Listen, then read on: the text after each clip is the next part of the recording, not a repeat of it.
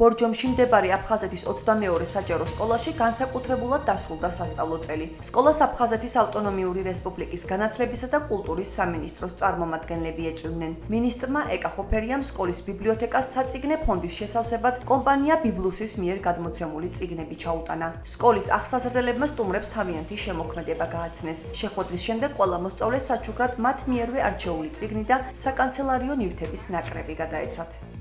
ჩვენმა საყვარელმა და მართლაც გამორჩეულად კარგმა კომპანიამ ბიბლუსმა კიდევ ერთი დავიწყარი დღე გვაჩუქა ჩვენ ბავშვებს სასწავლო წლის დასასრული უნდა აღვნიშნოთ ბევრი კარგი წიგნის მიღებით ძალიან კარგი კამპანია აქვს ბიბლუს ბევრჯერ ატარებს სხვადასხვა ტიპის კამპანიას და მათ შორის ბავშვთა დაცვის დღეს იცით რომ გაიყიდა წიგნები და იქიდან შემოსული თანხით სრულად შეივსო ჩვენი ბიბლიოთეკა. ბიბლუსის ერთ-ერთი სოციალური კამპანია ბიბლუსი მომავლისთვის ფარგლებში აფხაზეთის ნომერ 22 საჯარო სკოლაში მოეწყობა ბიბლიოთეკა ბავშვებისთვის.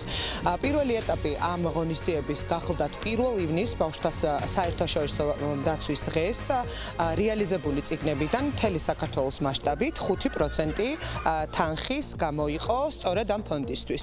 ამიტომ სრულად ავითვისეთ ეს თანხა და დღეს ბავშვებს გადავცემთ წიგნებს და საჩუქრად საკანცელარიო ნივთებს. ჩემმა პატარებმა გაიხარეს საჩუქრებით, წიგნებით და მეც ბედნიერი ვარ, რადგან ჩემი პატარებიც ბედნიერები არიან.